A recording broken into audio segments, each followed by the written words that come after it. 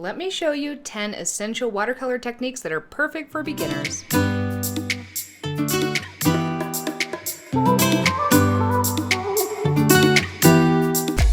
The very first terms or techniques you might hear about in watercolor are wet on wet and wet on dry. So what exactly does that mean? No need to overthink the names of these, they are exactly what they sound like. In one, you're going to be putting wet paint onto dry paper. In the other, you're going to be putting wet paint onto wet paper. The big difference here is how that paint is going to react when you put it on different conditions. If you're putting wet paint, because we have to have wet paint for watercolor, but if we put that wet paint onto dry paper, where you put it is where it's going to stay. Unless you end up touching the two together, then they can have some bleeding and there will be a little bit of difference.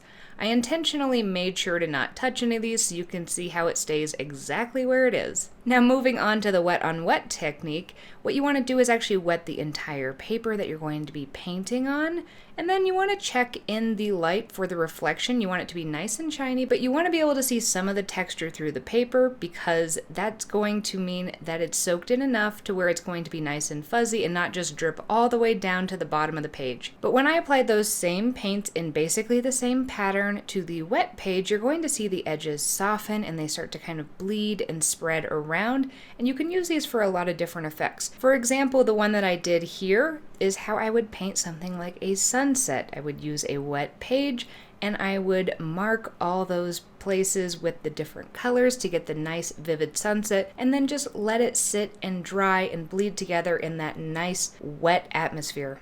Wet on dry techniques are really good for when you want precise placement and layering and things like that. You'll more than likely use both of these techniques throughout an entire painting. If you find this video helpful, consider subscribing to this YouTube channel. I do plan in the new year to post even more resources on this page so that you'll have more learning resources that are a little longer format than just 60-second TikToks. Moving on to technique number 2, let's discuss flat washes. At some point when you're painting, you're going to want to put a solid color all over an area. And while this might seem like one of the most simple things to do, pick up some color and move it all the way around. As you can see, I'm doing that in this first example, but watercolor is interesting because when you're moving it around, you're adding more water to certain areas, your brush may be picking up some of that pigment, and so even though you think you've completely covered all the page, if you've done it haphazardly, it's actually going to affect the way it dries. As you can see from the first example, in certain areas the color is more concentrated, there's an area where there's very little color, and it's not drying very evenly. Now, in some instances this can be done beautifully and used to great effect, but in other instances where you do want that nice solid wash of color, there are 2 great techniques for how to achieve this. My favorite of the 2 techniques is the drip line technique. You work on a dry piece of paper. You want to make sure you have a ton of color mixed up, more than what you think you're going to need, because the last thing we want to do is run out of color. Then we want to use gravity on our side, so you actually want to hold or prop up whatever you're painting on at an angle, so the water is going to be able to flow reliably downward. You're going to fill your brush up with a bunch of that water, make a horizontal line across the page, and notice because it's at an angle, it forms a drip line, hence the name of this technique. With every single stroke, you're going to reload your brush and then make another horizontal line, laying that down carefully. You want to be light with the touch of your brush and pulling that drip line down the page until you get to the very, very bottom. Now, one important thing to do is you don't want to leave all that standing water there so it doesn't affect the way that it dries, and you want to actually tap your brush off on a paper towel or a rag to make it dry, and then that's going to allow you to then run that along that puddle at the bottom to suck up that extra moisture. The drip line technique can be a little bit tricky in some instances with some colors, and it's also a little bit harder to master, but I prefer to use this one because you know what color you're going to get because you're putting that color in the full saturation of what you've mixed it up on the page. But there is an option that's a little bit easier if you're not so picky about the color that you're going to be putting down on the page. And this is a wet on wet wash. Now, typically I do like 98% of my painting with one single brush, a round brush, but the one exception I do have is occasionally I will bring in a flat wash brush, something like one of these flat brushes that's going to hold a bunch of water and also be able to cover a lot of the page at one time. In order to do this technique, you want to start by wetting the entire thing with some nice clean water. So this might be a good time to refresh any water containers if it's starting to get a little bit too dirty. After you let it soak in a little bit, again, we want it to be glistening, but we want to be able to see some of the texture through so it's not too saturated. Then you're simply going to dip that same brush into that color and brush that all over. You don't need to be super careful at this point because we've got a wet page. Everything's going to seep together and give you a nice flat wash. Again, the main downside to this is your color's going to be a lot lighter, so it's going to be harder to predict how many coats or layers or whatever saturation. You might have to mix up a darker color to try to get to the color that you want. But it's a little bit more unpredictable as far as the color. So if color is a concern, this is probably not the best one to do, but it is a quick and easy one that's really hard to mess up. So this might be a good one to start with. The reason why it's a lot lighter is because we are putting that pigment on top of a bunch of water, so it is automatically desaturating that color and making it lighter with more water. In essence, we're kind of mixing water and that pigment on the page. Our third technique to explore is lifting color. Lifting color comes in handy in a lot of instances. One of those is if you make a mistake, sometimes you can quickly grab some of that color to at least minimize the amount that sits on your paper and stains it and lives there permanently where you didn't want it to be. But in addition to fixing some mistakes, it can actually be used for practical effects. Things like adding in clouds or lifting highlights off of something even when you think it's too late. You can use pretty much anything to lift color off when you've placed it on and it's still wet. I've got two favorite ways to lift off wet watercolor, and I use both of these techniques in paintings with landscapes to make different types of clouds. The first of those two techniques is to take a clean brush that's a little bit damp and simply just swipe it across the page. This is going to lift some of that pigment out, and you can do this over and over again until you're satisfied with how much you've lifted out or the shape of, if you're making clouds like I am, the shape that forms.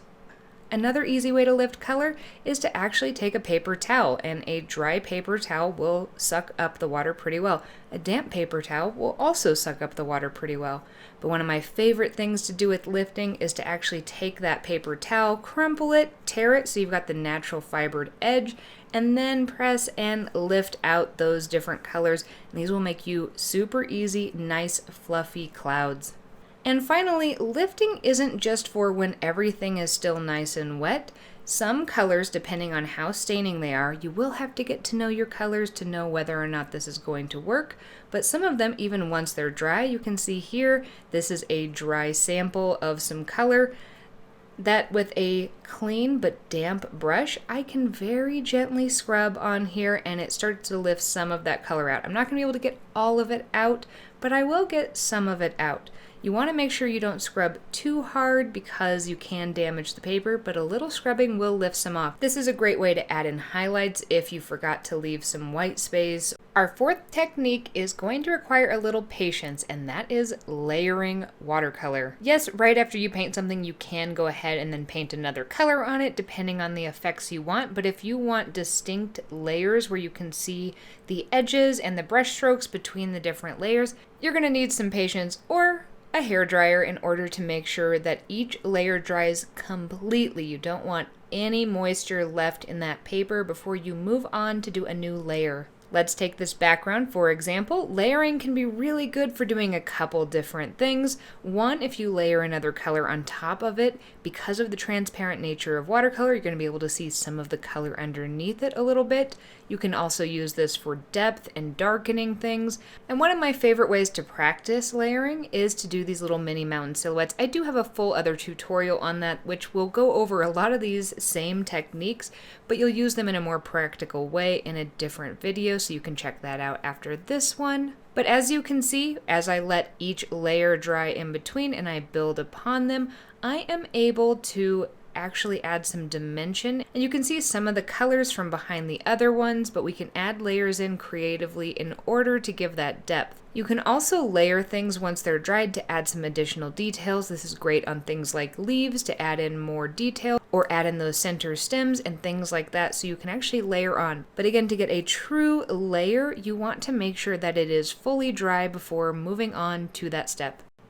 Technique number 5 is avoiding backruns. If you're not familiar with this, this is a backrun. Notice how in this blob there's almost at the bottom a separation of colors happening where it's a nice solid color, and then there's these almost finger-like structures, or sometimes it's also called watercolor cauliflower because of that pattern that it makes.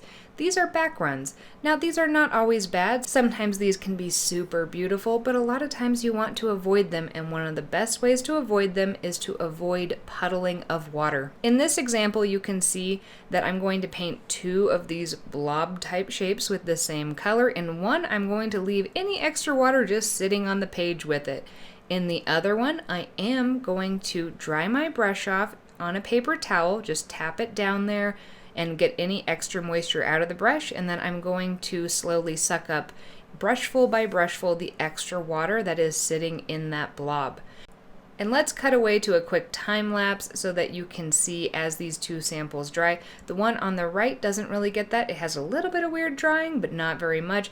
And the one on the left that I left that puddle, you can see that separation starting to happen between the dry area of the paper and the wet area of the paper. The pigment in the watercolor seems to be really attracted to that border between wet and dry. For number 6, let's explore gradients. These are so fun to do, and they can be beautiful just as fun backgrounds and accent colors, or even practically for things like sunsets. The good news is, if you watch the beginning of this video, you technically know how to make a gradient. You just need to change a few details. Rather than mixing up a bunch of just one color, you want to mix up a bunch of 2 colors, and you want to choose colors that, if they do bleed together, are going to look nice together, so something that will mix up and make a nice color. One thing you might want to consider is that color and where you're going to be using in the painting. For example, skies do often go from a nice blue to kind of a nice yellowish color, but they don't typically have that green in between, which is a risk with this technique, so you might want to consider doing something that's more complementary. That's why I'm doing a blue to a pink transition. In order to make a gradient, you're going to use that drip line technique we explored earlier. You're going to fill up your brush with the starting color, and you're going to refill it and move down in a drip line technique about 2 to 3 times before you want to switch over to your new color. Essentially what we're going to be doing is slowly interchanging the colors that are held within the brush over to the new one, which is going to give us a nice gradual gradient to the new color. So you don't want to completely dunk when you move over to the new color, your brush in, and completely replace everything. You want to slowly dip just the tip in a little at a time until you're pretty certain you've got that gradient started, and then you can be a little more aggressive with dipping into that second color. Pull that all the way down to the bottom, dry your brush off, and soak up that extra water just like we've done before many times. There is a slight variation to this, that if you wanted a little more separation between the colors, if you didn't want them to mix quite as much, you can actually add in a third non-color, aka have a third well of some fresh clean water that you can use to transition between the 2. So you would start with that drip line technique with your first color, in my case it's blue, then I start to dip in slowly to that clear water so that I can slowly lessen the amount of blue in my brush before then starting to dip into that pink color. And that will give you 2 slightly different gradients. There are actually a couple different ways to make gradients other than this, but these are 2 of the basics that are really fun to get started with. Number 7 is almost more of a practice than it is a technique, but it's both, and that is varying the pressure on the brush, especially if you have a round brush. Round brushes are magical at doing this.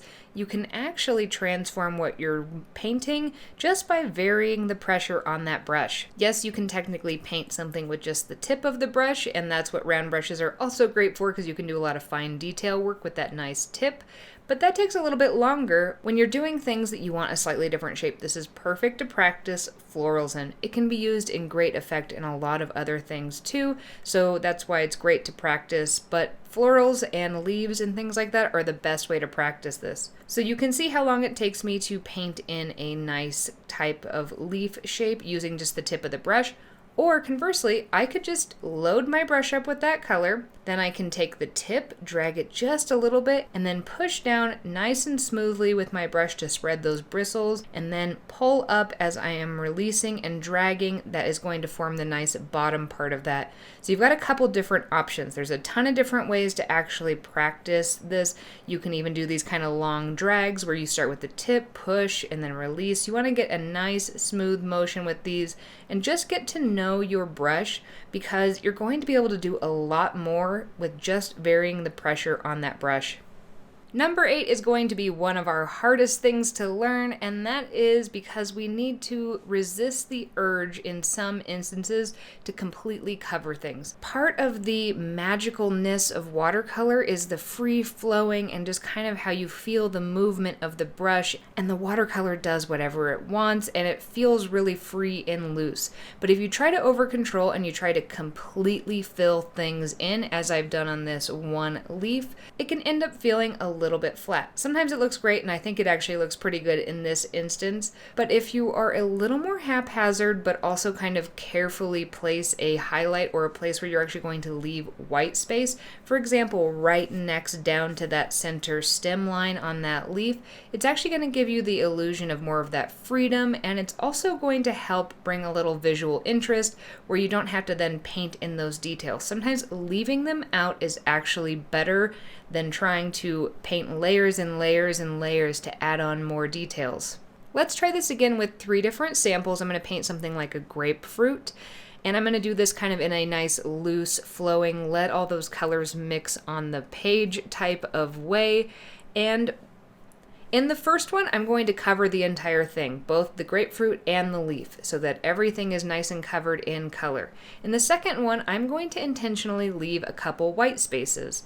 I'm going to leave some as a highlight on kind of that upper third right part of that grapefruit to kind of show where it might be reflecting some light if light were shining right on it, as well as right along that center line for that leaf. And for the third one, rather than leaving that white space, because let's say you don't quite have enough brush control over your brush to actually make sure that you leave it, you can also use water once things have soaked in a little bit to push away some of those pigments, and it will create kind of a false white space or negative space that can also be used as highlights. So you can see those 3 examples here, one without any sort of negative space, one making sure to keep negative space, and the third one is forcing negative space when I didn't reserve it intentionally. Notice how much more depth the ones that do have a little bit of that white space or a little bit more contrast between the lights and the darks that you've painted on there. So this is a great way to get a little more freedom as well as a little more dimension in a painting. Being able to mix up colors is going to be crucial if you don't want to have to buy every single watercolor under the sun and then sort through all of them to find the exact color. Mixing them up on the go is going to be really great for making sure you can get the colors you want. But in order to mix your colors, you're obviously going to need something to mix them up in if you're going to be mixing up a larger amount of color to use over or throughout a painting. Many different watercolor palettes will actually come where there are some sort of pans or wells built into the palette, and you can use those, or you can buy something like this. I love this one. It's a muffin tin mixing well, and I just like how deep it is, how much I'm actually able to mix up at one time rather than having to constantly remix. When you're mixing up colors, you can do this either with tube watercolor paints, or you can do this with dry pans and mix up larger quantities. So don't panic if you don't have one or the other, because you can definitely do both. If you're going to be using pan paints, you do want to give them a nice spritz or drop some water on each of them to let that soak in a little bit for when you actually do start to mix things up, so they'll be a little more accessible for you. Let's start by mixing up a color with our tube paints. Now what I personally like to do with tube paints is I put a little dollop of that color right on my palette, and then I grab little bits at a time and mix it into some fresh clean water. I put about 2 sprays in just to make sure I'd have enough to be able to cover some of the samples I did in this lesson. When you are mixing up your colors, you do really want to make sure that when you are mixing that up, you're putting that brush all the way in there, making sure all those bristles spread apart so you don't accidentally trap some of that pigment on the inside and get a surprise when you put it on your page. Another key thing is to keep some of your scrap paper, pieces you've cut off, or old paintings. You can actually use the back side of them, cut them into nice little strips, and then that will allow you to test the colors as you go, because they're going to appear a lot darker in the pan than when you actually place them on paper. As you can see here, I'm now mixing up the color using my dried pans, and the same thing can be achieved. The main difference here is I used about the same amount of time, and notice I did not get to the same level of saturation. I can get there, it will just take more time, and I will have to really swirl my brush around in those colors and transfer it back over a few more times to actually get that same saturation level. So you can definitely still do this with pan paints. It'll just not be quite as fast as with a tube paint, which is more accessible.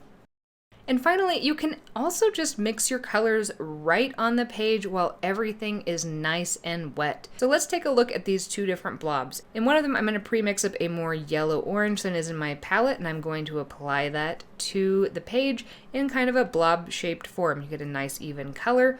Or if you want a little more character, a little more freedom, you could actually mix those two colors right on the page, starting with that darker orange and then dipping into that nice bright yellow and mixing it up a bit right as you're moving your brush around, and you will get some of those same colors, but you'll also have a little separation of the colors and it can feel a little more free and fun. So this is another technique to have fun experimenting with and just playing with. Thank you so much for tuning in, and I hope that you have so much fun playing with watercolor and that you have fun exploring some of these techniques.